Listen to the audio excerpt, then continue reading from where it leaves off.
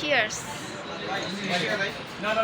সারাদিন রোজা রাখার পর যখন একটা স্বাস্থ্যসম্মত খাবার না খাওয়া হয় তখন কিন্তু আপনার অনেক ধরনের সমস্যা হতে পারে।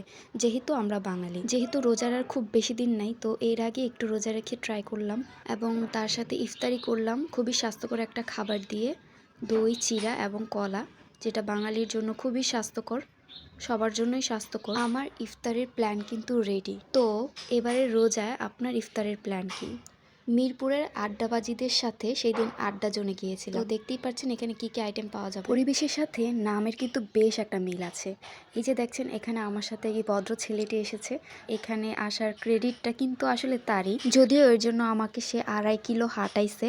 সে তো খুবই এখন আনন্দে আছে, তাকে ক্রেডিট দিচ্ছি আমি। এখানকার প্রত্যেকটি খাবারই খুবই অথেন্টিক এবং বাজেট ফ্রেন্ডলি।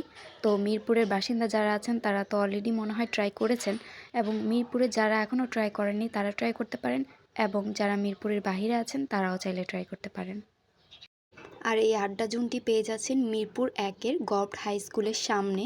আজকের ভিডিওটি এখানেই শেষ করছি। তবে ভিডিওটি শেষ করার পূর্বে বলতে চাই, আমার শুভাকাঙ্ক্ষী যারা আছেন, আপনাদের কোনো প্রেফারেন্স টপিক যদি থাকে যে চান আমি এই টপিকের উপর ভিডিও করব, তাহলে অবশ্যই আমাকে কমেন্ট করে জানাবেন। আজকে তাহলে এখানেই বিদায় নিচ্ছি। টাটা, আল্লাহ হাফেজ।